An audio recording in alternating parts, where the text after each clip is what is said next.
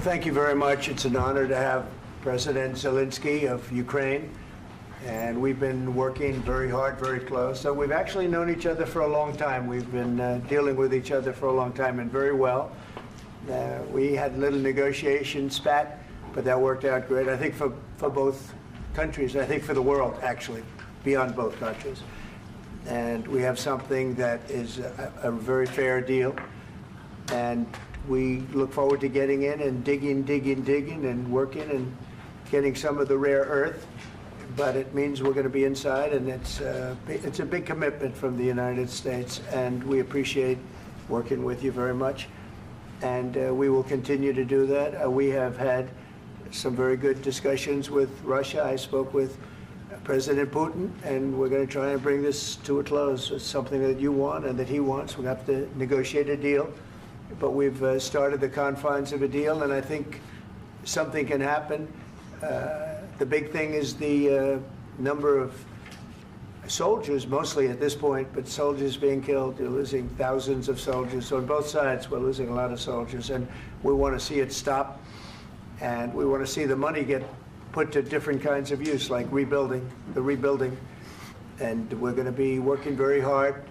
But we've had a lot of very good conversations. I will say until we came along, the Biden administration didn't speak to Russia whatsoever. They didn't speak to anybody. They just allowed this to continue. And I will say that, I'll say in front of you, you've heard me say it 1,000 times, if I were president, this war would have never happened. We would have had a deal negotiated for you without having to go through what you've gone through. But your soldiers have been unbelievably brave. We've given them great equipment, but somebody has to use the equipment. They've been unbelievably brave. And we give them great credit. This was supposed to be over very quickly, and here we are 3 years later. So I give tremendous credit to your generals and your soldiers and yourself in the sense that it's been very hard fighting, very tough fighting. They're great fighters, and you have to be very proud of them from that standpoint. But now we want to get it over with. It's enough, right? We want to get it over with. So. It's an honor to have you here. Thank you very much for coming. We're going to sign the agreement at the conference in the East Room in a little while, right after lunch. And we'll be having lunch together. We're also discussing some other things. And we appreciate everybody being here. It's somewhat of an exciting moment, but the really exciting moment is when we get when they stop the shooting and we end up with a deal. And I think we're fairly close to getting that. And an honor to have you, and please, I'd like to say something. Yeah, thank you so much, Mr. President. Thank you for the invitation. And really, I hope that this first document, will be a first step to real security guarantees for Ukraine, our people, our children. I really count on it. And of course, we count that America will not stop support. Really, for us, it's very important to support and to continue it. I want to discuss it with details further during our conversation, and of course the infrastructure or security guarantees, because for today I understand what Europe is ready to do, and of course I want to discuss with you what United States will be ready to do. And I really count on your strong position to stop Putin, and you said that enough with the war. I think that is very important, Ben, to say these words to Putin at the very beginning of war, because he is a killer and terrorist. But I hope that together we can stop him. But for us, it's very important to, to save our country, our values, our freedom and democracy, and of course, no compromises with the killer about our territories. But it will be later. And of course, what I wanted, we spoke about it by phone with you, about the drones production. We have very good drones production. I think the best one in the world for today because of the war. Yes, and of course, we need very much the air defense. You have the best air defense in the world, and really you helped us under attacks of Russians. And I want to speak how we can exchange the licenses. We're open to share the licenses of all our drones with you, of course, with the United States. And we need licenses for quick production of air defense. Even after the war, we need our nation to be calm, that we are secure. So that's why we need this air shield. And of course, about this I want to speak about the contingents. I think that France and UK already spoke to you, and we know that Europe is ready, but without the United States, they will not be ready to be as strong as we need. And the last point, last not least, about exchange, about our people and children. And you know that these crazy Russians, that they stolen 20,000 of children, Ukrainian children. They changed their names, they changed their families, relatives, and now they're in Russia. We want to bring them back, and really, it's a big dream, task, and goal for me, and our warriors. By the way, Mr. President, we exchanged, released more than 4,000 warriors from Russian prison, but there are thousands more in the prison. I wanted to share with you some images. How it's. I've just can I now? Yeah, please. Some minutes, 1 minute, 1 minute. Just you to understand in what circumstances, in what situation they are, and what the attitude of Russia to our prisoners. That guys, just you before and after. And you see before and after, just you to understand. Now thousands of such guys, ladies and men, there, and that, so they don't eat, they beat them, and they, they do a lot of, bad things. So out of, even during the war, there are rules. Everybody knows there are rules during the war. So these guys, they don't have any rules. You see that 50, 60 kilograms left, and a lot of such things. And I didn't want to show you what the changes with images of children, because I will just share with you. And I mean, it's looking tragic. Yep, that's tough stuff. Yeah, I wanted very much to give you, and you see. Yeah.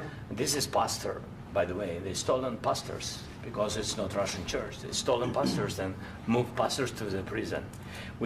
At the end of last year, we brought 3 pastors, and we could exchange them.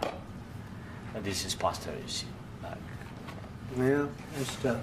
Yeah. So I mean, this I wanted to show you, and this. So thank you very much. We want to get that ended, right? Yeah. Of course. We And want. I think we will. And We have to, of course. do you have any questions, please? Mr. President, thank you, Mr. President.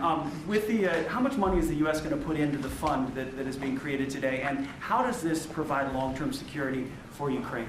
Well, we don't know exactly how much, because we're going to be putting some money in a fund that we're going to get from the raw earth that we're going to be taking and sharing in terms of revenue. So it's going to be a lot of money will be made from the sale and from the use of raw earth. And as you know, our country doesn't have much raw earth. We have a lot of oil and gas, but we don't have a lot of the raw earth.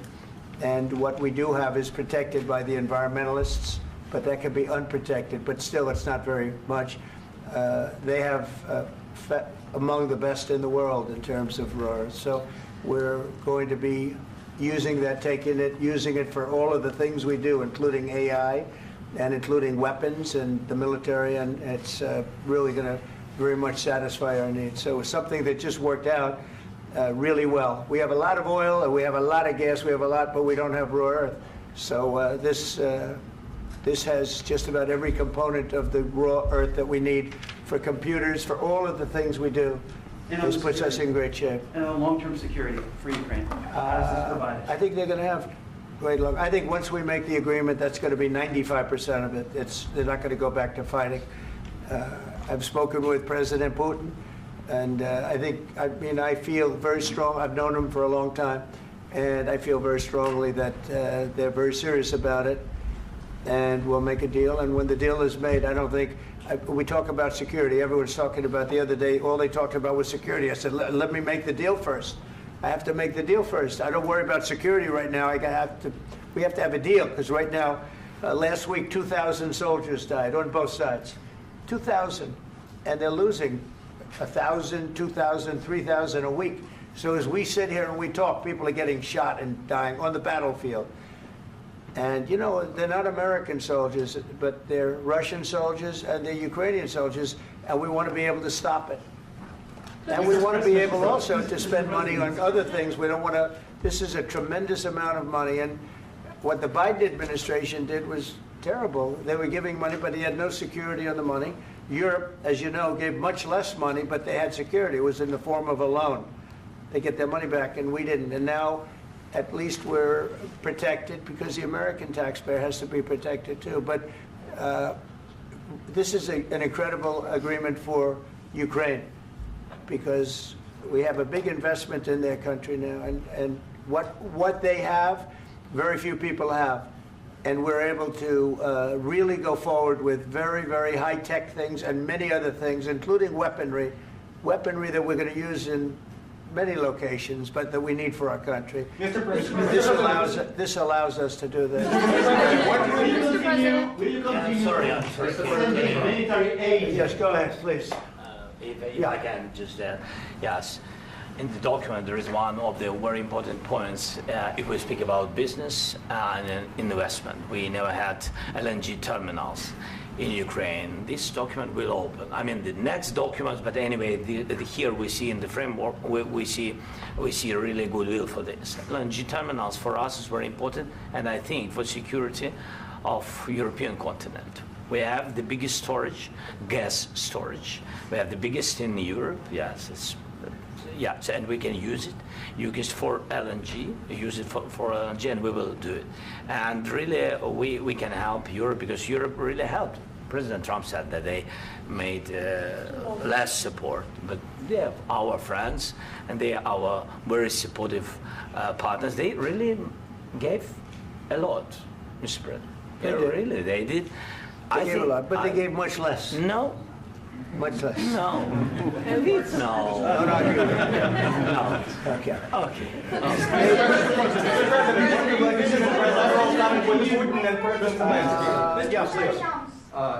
Mr. President Trump, you have repeatedly called the deal with Ukraine as a historical one. And as a President of the United States, you make historical decisions in other issues which affect America and other world. So what place in the world history do you want to take? And do you associate yourself with any famous historical figures? Yeah, I'd say George Washington, Abraham Lincoln. I would say I'm far superior to George Washington and Abraham Lincoln. Now, you know I'm only kidding, right? Because when I say that, the fake news is going to go wild. They're going to say he considers himself to be better than Washington. But you never know. You never know. I don't compare myself to anybody. I'm here to do a job. We've had a great 35 days or whatever it might be, a month, a little more than a month. We've accomplished tremendous amounts. Not only this would be a very great achievement if we could get the war stopped and get them back to normalization. I think that's going to happen. We've had very good talks on both sides, as you know. But I think we've done a very good job, just generally. If you look at all of the things we've done in 30 days, they're saying there's never been a opening for a president. The first month, there's never been a first month like we've had.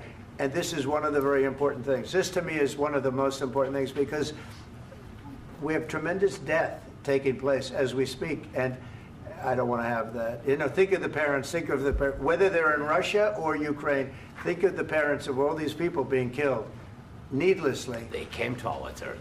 Should have never started. This would have, if I were president, this would have never started. Mr. President, where is out your conviction? Mr. President, will you continue sending military aid to Ukraine after the U.S. signs this agreement with Ukraine? Yeah, we're going to be continuing. To President Zelensky, do you feel like the U.S. is on your side, that President Trump is on your side at this moment? Right. What do you think? He wants to know, do you think that, sort of a stupid question. I guess we wouldn't be here if I wasn't. I think that the United States on our side from the very beginning of occupation, and I think that President Trump on our side, and of course, I'm sure that the United States President will not stop support. This is crucial for us. It's important for us. Yes. And Putin, the president speaks about the people and the soldiers which are dying, but they came to our territory, they came to our land. They began this war, and they have to stop. And I think this is the question, with really the most important question. Can President Trump, I hope yes, with some other allies, to stop Putin, withdraw these enemies, our enemy, withdraw these troops from our land? And I think that you asked about the history, I think that if President, or when, he will stop Putin, if President Trump will bring peace to our country, I think he will be on this wall in time. We've had very, very good talks. What about military aid to Ukraine? President Zelensky just said that there will be no compromises with Vladimir Putin. I just wanted to ask both of you, firstly, are there compromises that you think that President Zelensky is going to have to make? And President Zelensky, is there anything that you might be thinking that you may be able to offer or bring to the table, for example, elections? Thank you.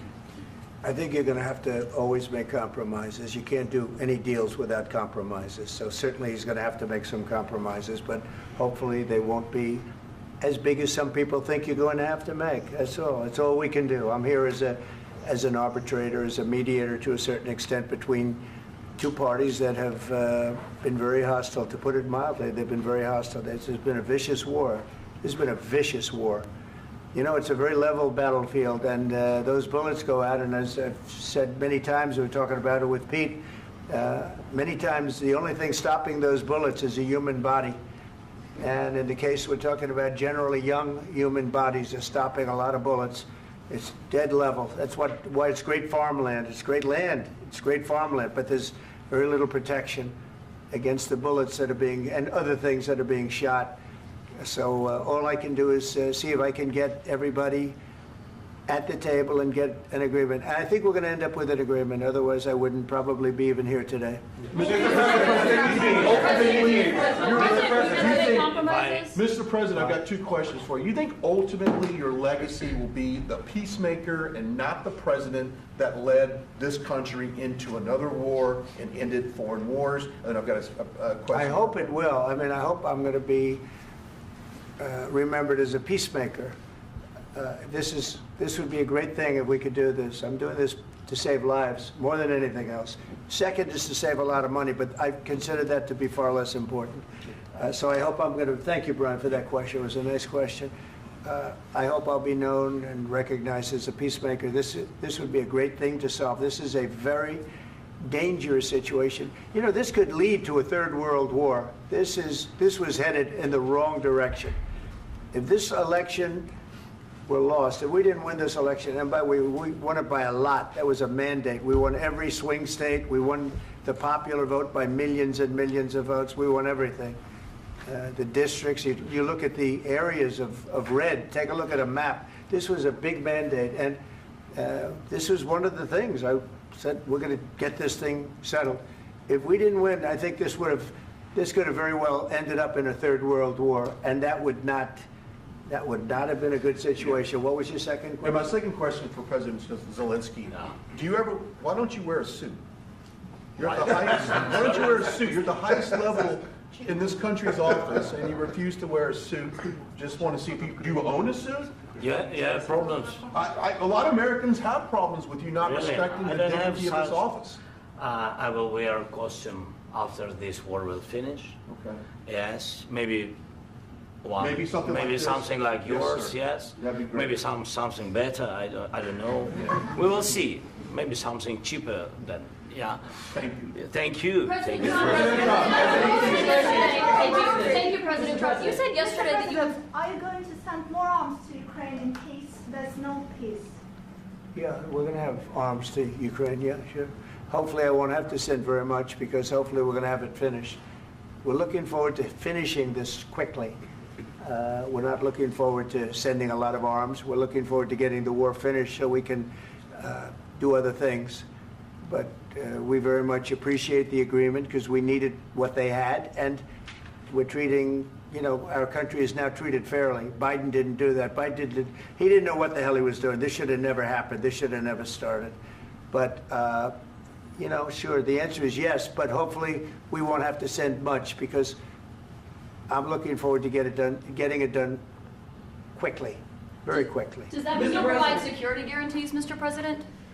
I don't want to talk about security yet, because I want to get the deal done. You know, you fall into the same trap like everybody else. A million times you say it over and over. I want to get the deal done. Security is so easy. That's about 2% of the problem. I'm not worried about security. I'm worried about getting the deal done. The security is the easy part. Security is very nice. Everybody stopped shooting.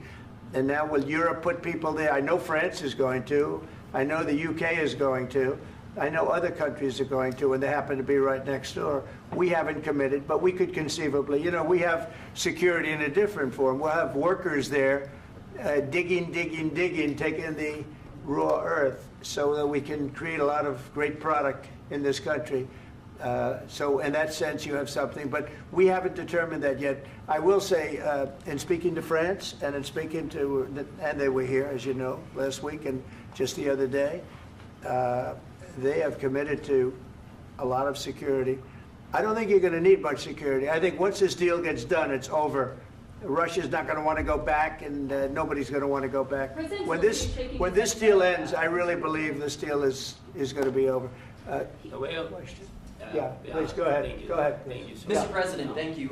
You had Mr. Macron and Keir Starmer at the White House this past week, both of whom praised your courage and conviction to lead the pathway towards peace. Yes. Part of that involved, though, re-engaging Russia in diplomatic relations, something that previous leaders lacked the conviction to do so. What gave you the moral courage and conviction to step forward and lead that? Well, I love this guy.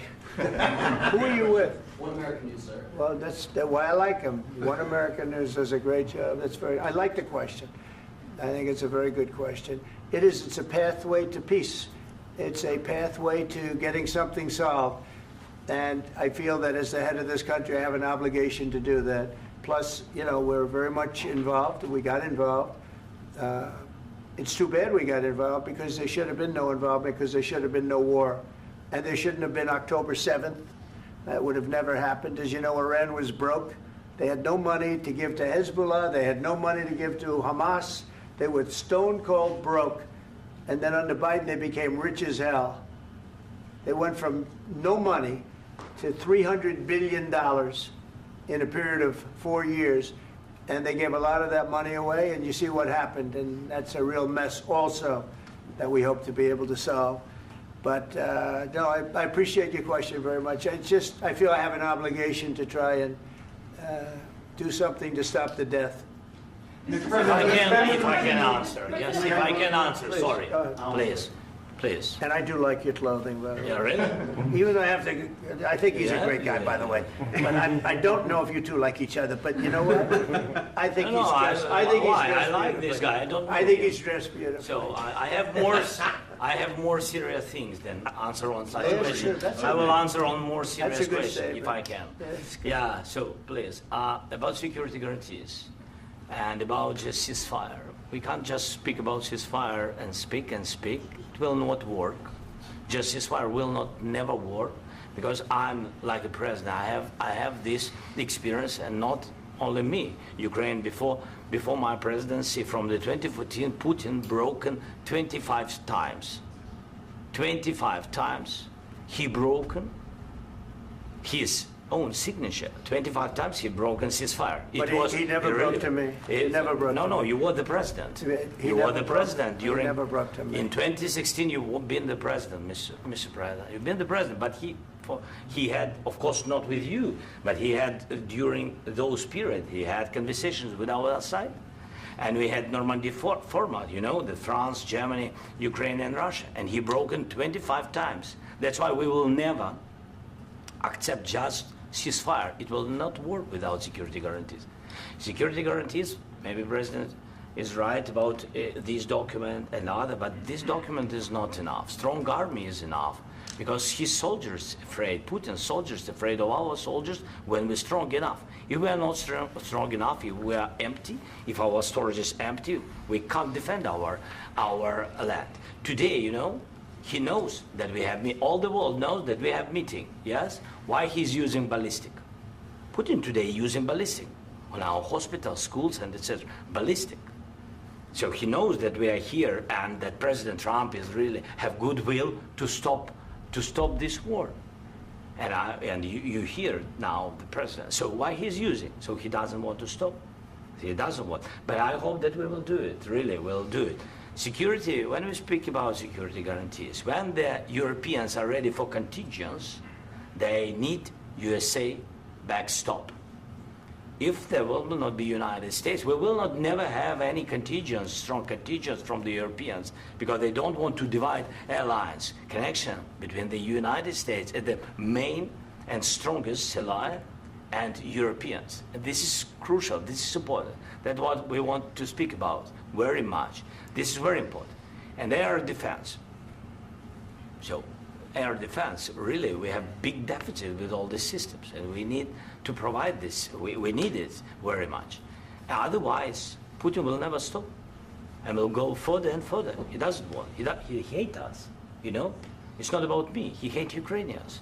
He thinks that we are not a nation. He thinks, and he shared these thoughts. I think maybe with your team also. I don't know, but with all the Europeans, in media, officially and not, he always said that there is no such country, such nation, such language, and such life like Ukrainian. No, he really doesn't respect all the Ukrainians, and he wants to destroy us. And you are right, Mr. President, that's 2%. This document, maybe other documents, it's a very good start, very good, but it will not enough to stop this person. Should Russia pay to rebuild Ukraine? Mr. President, under these Should Russia pay to rebuild Ukraine? They have to pay. This question. This is the rule. This is the rule of the war. This is the rule of the war. During all the centuries, all the history, this is the rule of the war. Who began, those pay. Do you agree? This is the rule. Putin began this war. He has to pay all money for innovation. He has to pay. Of course, some Russian assets, what we have in Europe, about 300 billion, we can use them. We can use for innovation and buy military support from the United States also. We can do it, but it's not enough. It's not enough. President, under these circumstances, do you envision a trilateral summit with Putin and President Zelensky? Wait 1 second. I asked this question that you didn't like because I wanted to know if you want to position yourself in the middle between Russia and Yes. Ukraine, or on the Ukraine side. No, I'm in the middle. I want to solve this thing. I'm for both. I want to get it solved. And it's wonderful to speak badly about somebody else, but I want to get it solved. If we can solve it, great. If we can't solve it, they're going to have to fight it out, and who knows what's going to happen. But I want to see it get solved. May I follow up? One more question about U.S. troops in Europe. After Russian invasion of Ukraine, your predecessor sent additional troops to Eastern Europe, including Poland, my country. Yeah. Are you committed to keeping these troops on the eastern flank of NATO in the future? I'm very committed to Poland. I think Poland has really stepped up and done a great job for NATO. They, as you know, they paid more than they had to. They are one of the finest groups of people I've ever known. I'm very committed to Poland. What about Baltics? Poland's in a tough neighborhood, you know. What about the Baltics? The Baltics, they got a lot of, it's a tough neighborhood too, but we're committed. We're going to be very committed, and we're committed to NATO. But NATO has to step up, and the Europeans have to step up more than they have. And I want to see them equalize, because they are in for far less than we're in, and they should be at least equal. You understand that?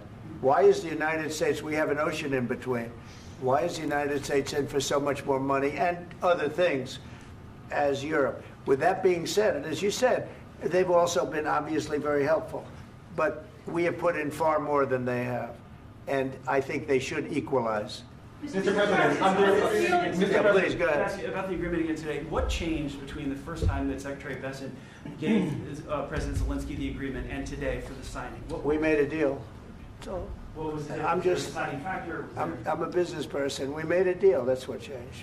A lot of the minerals. I didn't think we were going to make a deal, and We ended up making the deal, so that changed. Mr. President, what and how do you envision a trilateral summit with President Zelensky and Putin? I don't know, under but these well, they circumstances? don't like each other, I can tell you that. Okay? They do not like each other. This is not a love match, and it's unfortunate. That's why you're in this situation. The United States should not have allowed this to happen, okay? The United States, run by a man that didn't know much, I'm going to be very nice, run by an incompetent person, very incompetent person, should never have allowed this to happen. I've stopped wars. I've stopped many wars. My people will tell you, I stopped wars that nobody ever heard about. I stopped wars before they ever started. You can look at some of, I could give you a lot of nations that would tell you right now they were probably going to war. I could tell you right now there's a nation thinking about going to war on something that nobody in this room has ever even heard about. Two smaller nations, but big, still big. And I think I've stopped it. But this should have never happened. Mr. President, Sorry, just a second. About any negotiations. First of all, I want really to tell you, and I think that everybody understands that Ukraine, more than Ukrainians, nobody wants to stop this war. But at the future, any negotiations, it's understandable that two sides of the war, not Russia and the United States, because this is not the war between Russia and the United States. This is war of Russia against Ukraine and Ukrainian people. So these two sides will be at the anyway will be at the negotiation table. Then of course United States, like the strongest partner of the Ukraine, and of course Europe. I think Europe is very important. I want to speak about it with the President. Yes, Europe is very important for us because we really defend Europe for today. All Europeans really recognize that we are defending line and they have real life and our people are dying. That's why they helped us. And also it's about the NATO. Yes, between, like the President said, you have big, nice ocean. Yes, between us. But if we will not stay, Russia will go further to Baltics and to Poland, by the way. But first to the Baltics. It's understandable for them because they've been in the USSR. You know, they've been one of the republics of the USSR, and Putin wants to bring them back to his empire. It's a fact. And when he will go there, if we will not stay, you will fight. Your American soldiers, it doesn't matter, do you have ocean or not, your soldiers will fight. Mr. President, would you be willing to visit Ukraine, maybe Kyiv or Odessa, which is known to be at the riviera of the Black Sea? It was my question. I'm sorry. I don't want to talk about Odessa now. Let's not talk about Odessa. I want to talk about making a deal, getting peace. We don't have to talk about Odessa, but a lot of cities have been destroyed. A lot of cities that are not recognizable. There's not a building standing. No, and a lot of things. Mr. President, you have to come and to look. No. We have very good cities. Yes, a lot of things have been destroyed, but mostly cities alive, and people work, and children go to school. Sometimes it's very difficult. Sometimes closer to front line, children have to go to underground schools or online. But we live. Ukraine is fighting, and Ukraine lives. This is very important. And maybe it's Putin is sharing this information that he destroyed us. No, he lost 700,000 people, 700,000 soldiers. He lost everything. Yes. So. Mr. President, one more. I mentioned Poland. Please, go ahead. When did you last speak with President Putin, and what did he say that? A couple of days ago. And what did he tell you that gave you the assurance that he wanted peace? Well, that's what I do. My whole life is deals. I know pretty good. And I've known him for a long time. I've dealt with him for a long time. He had to suffer through the Russia hoax. You know, Russia was a hoax. It was all Biden. It was nothing to do with him. So he had to suffer through that, and he was able to do that. I think that he wants to make a deal, and he'd like to see it end. That's all I do. That's what I do. My whole life, that's what I do, is make deals. And I'm in the middle of a mess, because this is a real mess. It's a very dangerous one. If this doesn't get solved now, it's not going to get solved for a long time. So I hope we're going to get it solved. In the back, please. Thank you, Mr. President. Prime Minister Starmer claims repeatedly that his government believes in free speech and was not engaged in censorship. But his country's government arrests people for memes and thought crimes, and even more worrisome is pressuring American companies to censor Americans on its behalf. How can he be a reliable, trustworthy partner when he says things that are demonstrably false on such an important topic? Well, we actually spoke to him about that yesterday, and we thought they took it very, very much too far. J.D. was very strong on it. So was I. So was Marco. And we've been speaking to him about it. Marco, would you like to say something about that? Yeah, we have concerns, obviously, with the conduct of those, particularly as it impacts Americans. And there's real concern that American speech, which is online, could fall into the hands of British or any country's jurisdiction. And so this is a point the Vice President made at Munich, and I think it's a very compelling one, that what unites us with Europe, as much as anything else, is these shared values, and one of them being free speech. And so if Americans are threatened by it, we're going to need to take action in that regard. Mr. President.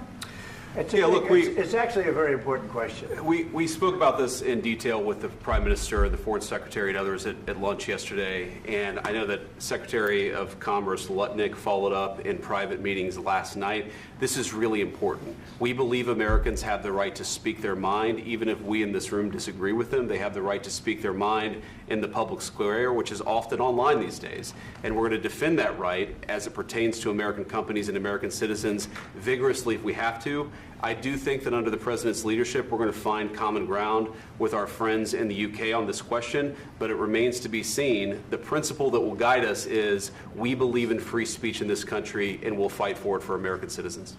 Mr. President, on the deal, is there any other oil and gas component to the deal? Is it all critical? A little bit. We'll see. On LNG? But we're not really looking for that so much. We got a lot. We have more than anybody in the world, by far. So no, we're not talking about it too much, but a little bit. I think it affects also, but for the most part, no. And sir, is there any agreement from Ukraine to purchase U.S. LNG as part of the deal, or is that on the table at all? No, we don't need that. Mr. President, I just wanted to ask you about, you just mentioned that you'd spoken to Vladimir Putin a couple of days ago. Just to be clear, that's a new call, not the one that you... I've spoken to him on numerous occasions. Okay, and how was the latest call? What did you discuss? How did it go? Are you serious with that question? I am. I'd love to know. It went well. I think we're going to have a deal. On the minerals deal, Mr. President, some of those minerals are in the east of Ukraine, not far from the front lines and in areas that Russia has occupied. Will you direct President Putin to withdraw his forces from those areas if there's U.S. interest? Well, we'll take a look at the time. We have a lot of area. It's a very big area we're talking about, so we'll take a look. I'll study that and I'll see. And who would protect those minerals if they are U.S. interests? Would that be Ukrainian forces? They'll be protected. The agreement will protect them. U.S. The agreement, yeah, we're signing an agreement. Right, but what if Russia tries to invade or there's Russian aggression in those spots? I just told you, I don't think that's going to happen. And if that were going to happen, I wouldn't make a deal. If I thought that was going to happen, I wouldn't make a deal. Some people may wonder why... You know, they ought to focus on CNN on survival, not asking me these ridiculous questions. Focus on surviving, because CNN's got such low ratings, I don't think they're going to survive. Let's go. Please, go ahead. I already mentioned Poland. Poland was under Russian control for decades after the Second World War. When I was a kid, I looked at the United States not only as a most powerful country, richest country in the world, the country that has great music, great movies, great muscle cars, but also as a force for good. And now I'm talking with my friends in Poland, and they are worried that you align yourself too much with Putin. What's your message for them? Well, if I didn't align myself with both of them, you'd never have a deal. You want me to say really terrible things about Putin and then say, "Hi, Vladimir, how are we doing on the deal?" That doesn't work that way. I'm not aligned with Putin. I'm not aligned with anybody. I'm aligned with the United States of America. And for the good of the world, I'm aligned with the world. And I want to get this thing over with. You see the hatred he's got for Putin. It's very tough for me to make a deal with that kind of hate. He's got tremendous hatred. And I understand that, but I can tell you the other side isn't exactly in love with, him either. So it's not a question of alignment. I'm aligned with the world. I want to get the thing set. I'm aligned with Europe. I want to see if we can get this thing done. You want me to be tough? I could be tougher than any human being you've ever seen. I'd be so tough. But you're never going to get a deal that way, so that's the way it goes. All right, one more question. Hey, I will respond to this. So look, for 4 years in the United States of America, we had a president who stood up at press conferences and talked tough about Vladimir Putin, and then Putin invaded Ukraine and destroyed a significant chunk of the country. The path to peace and the path to prosperity is maybe engaging in diplomacy. We tried the pathway of Joe Biden of thumping our chest and pretending that the President of the United States' words mattered more than the President of the United States' actions. What makes America a good country is America engaging in diplomacy. That's what President Trump is doing. Can I ask you? Sure. Yeah? Yeah. Okay. So he occupied it, our parts, big parts of Ukraine, part of East and Crimea. So he occupied it on 2014. So during a lot of years, so I'm not speaking about just Biden, but those time was Obama, then President Obama, then President Trump, then President Biden, now President Trump, and God bless, now President Trump will stop him. But during 2014, nobody stopped him. He just occupied and took. He killed people. You know what the contact line? 2015. 2014 2014. and 2014. 2014. Yeah. So I was not here. Yeah, but that's exactly right. Yes, but during 2014 till 2022, yeah, the situation the same. The people have been dying on the contact line. Nobody stopped him. You know that we had conversations with him, a lot of conversation, my bilateral conversation, and we signed with him, me, like a new president. In 2019, I signed with him the deal. I signed with him, Macron and Merkel, we signed ceasefire. Ceasefire. All of them told me that he will never go. We signed with him with gas contract. Gas contract. Yes, but after that, he broken this ceasefire. He killed our people and he didn't exchange prisoners. We signed the exchange of prisoners, but he didn't do it. What kind of diplomacy, J.D., you are speaking about? What do you mean? I'm talking about the kind of diplomacy that's going to end the destruction of your country. Yes, but if you Mr. President, with respect, I think it's disrespectful for you to come into the Oval Office and try to litigate this in front of the American media. Right now, you guys are going around and forcing conscripts to the front lines because you have manpower problems. You should be thanking the President for trying to bring an end to this conflict. Have you ever been to Ukraine that you say what problems we have? I have been to. Come once. I've actually watched and seen the stories, and I know what happens is you bring them on a propaganda tour, Mr. President. Do you disagree that you've had problems bringing people into your military? And do you think that it's respectful to come to the Oval Office of the United States of America and attack the administration that is trying to prevent the destruction of your country? A lot of questions. Let's start from the beginning. Sure. First of all, during the war, everybody has problems. Even you, but you have nice ocean and don't feel now, but you will feel it in the future. God bless. You don't know that. God bless. You don't God know bless. that. You will not have a war. Don't tell us what we're going to feel. We're trying to solve a problem. Don't tell us what we're going to feel. I'm not telling you. Because I'm you're in no answering on position this to question. dictate that. That's exactly Remember what this. you're doing. You're in no position to dictate what we're going to feel. You We're going to feel very you will good. Feel influence. We're going to feel very I'm good and telling very you, strong. You will feel influence. You're right now not in a very good position. You've allowed yourself to be in a very bad position, and he happens to be right about it. From the very beginning of the war. You're not in a good position. You don't have the the cards right now. With us, you start having I'm not playing cards. cards. Right now, you don't. I'm very You're playing serious, cards. Mr. President. You're I'm playing very cards. serious. You're I'm gambling the with the president lives in of war. millions of people. You think You're you- gambling with World War III. what you're You're speaking gambling about? with What you're World speaking War about? III. And what you're doing is very disrespectful to the country, this country. That's with back all to you. respect to your Far country. more than a lot of people said very they respect. should have. Have you said thank you once? This A lot entire of meeting? times. No, in this Even entire meeting, today. have you said thank Even you? today. You went to Pennsylvania and campaigned for the opposition in October. Offer some words of appreciation for the United States what of you're speaking America about. and the president who's trying to save your country. Please, you think that if you will speak very loudly about the war, you He's can... not speaking loudly. He's not Yeah. speaking loudly. Your country is Can I- in big can I- trouble. Can I Wait a answer? minute. No, Can you've I done a lot answer? of talking. Your country is in big trouble. I know. You're not I winning. know. You're not winning this. You have a damn good chance of we coming are out staying, okay because of Mr. us. President, we are staying in our country, staying strong from the very beginning of the war. We've been alone, and we are thankful. I said thanks You haven't in been this alone. cabinet, You and haven't not been only alone. in this cabinet. We gave you, through I this said stupid president, $350 billion. You voted we gave for you your military president. equipment, You and you voted men for are your brave, president. but they had to use our military. What about West If people? you didn't have You our invited military me- equipment, You invited if me you to didn't speak. have our military equipment, this war would have been over in 2 weeks. In 3 okay? days, I heard it from Putin. In 3 days, this is something Maybe new. less. In 2 weeks, of course, yes. It's going to be a very hard thing to do business like this. I Again, tell you. just say thank you. I said a lot of times that there, thank you accept to that- American people. Accept that there are disagreements, and let's go litigate those disagreements rather than trying to fight it out in the American media when you're wrong.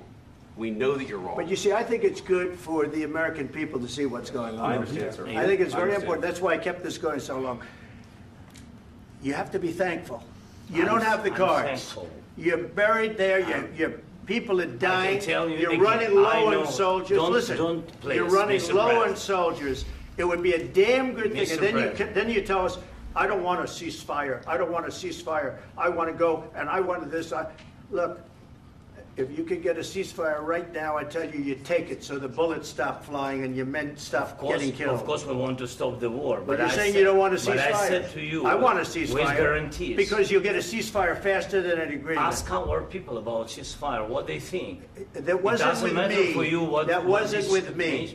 It That was wasn't with you. a guy named Biden who was not a smart person. This That is was your, with, this that was is with your Obama. president. It was your president. Excuse me. That was with Obama, who gave you sheets, and I gave you javelins. Yes. I gave you the javelins to take out all those tanks.